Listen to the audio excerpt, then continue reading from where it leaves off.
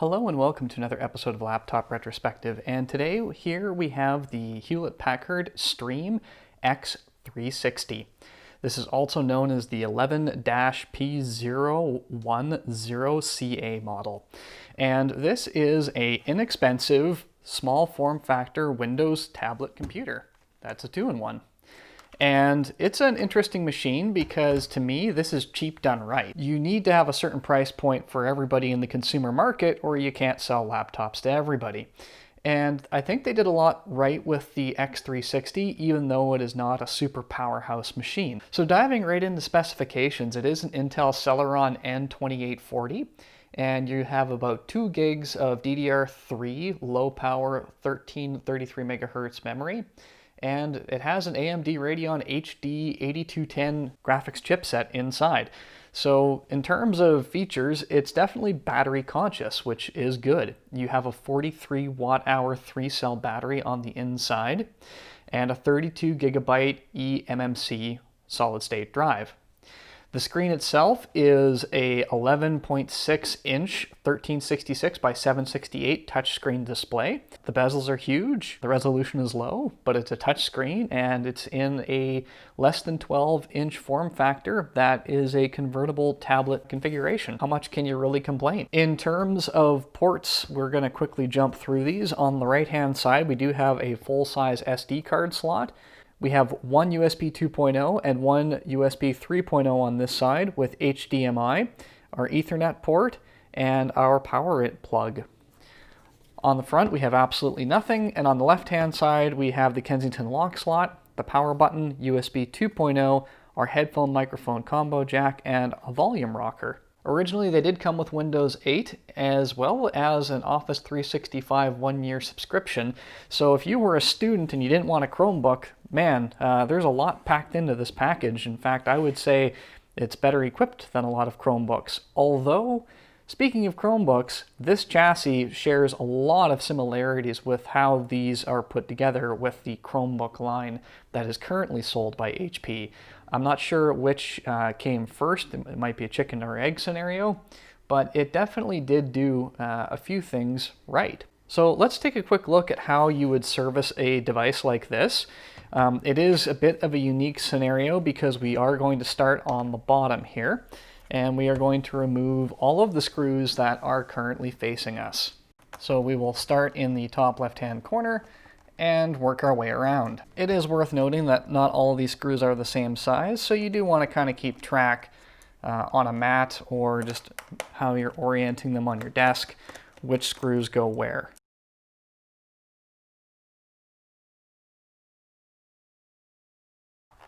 With all of the screws removed, we're going to go ahead and open the laptop back up, and we are going to locate a pry tool, and we are actually going to enter in through the side, just like this.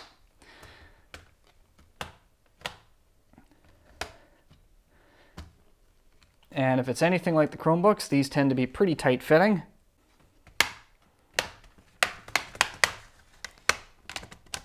So with all the screws removed and the plastic clips letting go, the only thing that you need to know about is that there is one ribbon on the inside here, and it is connected to the motherboard, and it's also taped down here. Thankfully not taped down significantly, but we can open it enough just to reach our fingernail in there, flip the catch, remove the ribbon, and then the bottom plate actually drops free. On the other ones, it's actually the keyboard that pops out.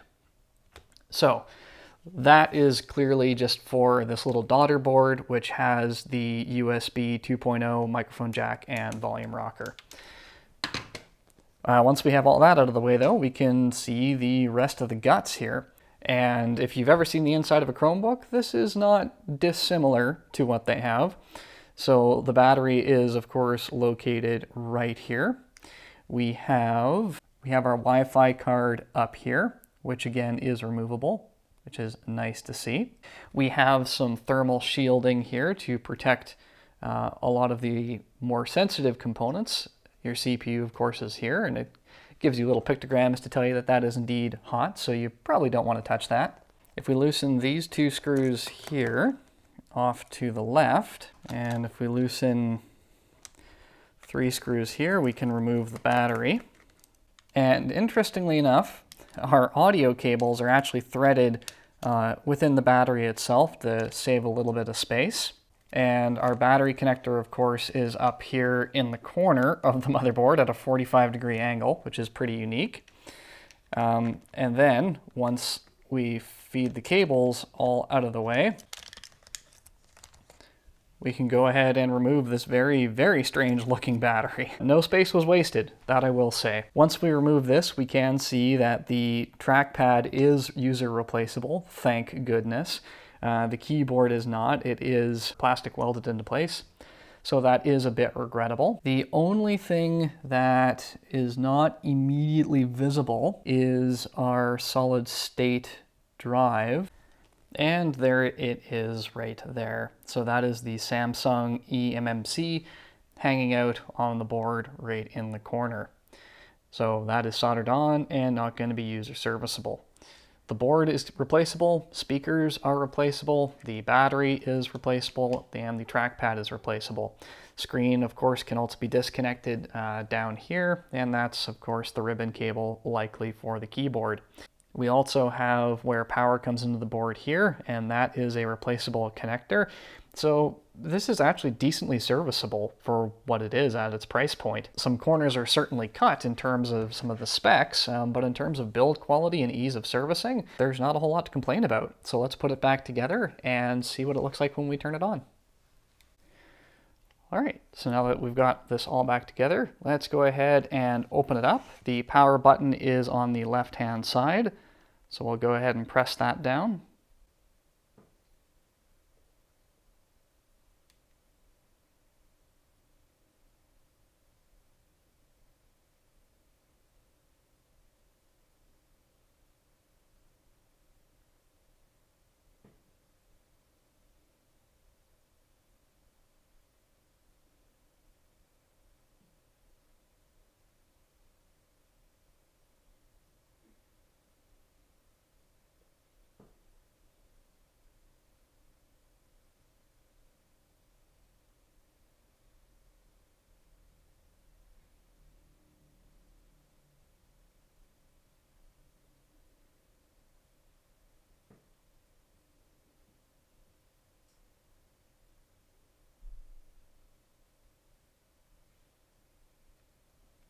So because this thing is running a Celeron N series processor, it's not going to win any speed awards, especially loading a full and proper operating system like Windows 10. However, once we're here, we are here. The upside of this kind of processor is it does sip battery life, which is nice to see. So getting 5 hours plus, even under heavy use, is not going to be too terribly difficult because this thing simply can't do heavy use. However, this is kind of the more modern version of what the netbook from the mid-2000s really ends up being. The fact that it is the size that it is, it contains pretty much everything that you would need in a regular computing experience, not to mention the portability and tablet functionality does give you a considerable degree of flexibility that you might not otherwise have with more traditional or inexpensive devices. Again, things are still quite responsive here with the Celeron chipset, and doesn't really leave you lacking any sort of functionality. So however you end up wanting to use this device, it should serve you pretty well if you can find it at a good price. And like I've mentioned before, it may be an inexpensive product, but it's actually inexpensive in all of the right places because it doesn't take away from the experience overall. So I can understand why these still continue to be popular. The hinge on this one is still quite stiff, and everything just seems to work nicely. The keyboard isn't going to be anything to write home about, but it's not terrible either. It does actually have key travel, which is more than it can be said for computers far more expensive than this one. At any rate, ladies and gentlemen, if you are looking to hunt one of these down for a bargain price, I would say that it is probably a good option for you. If you have any questions, feel free to leave them in the comments down below. And as always, I'll encourage you to do the big four.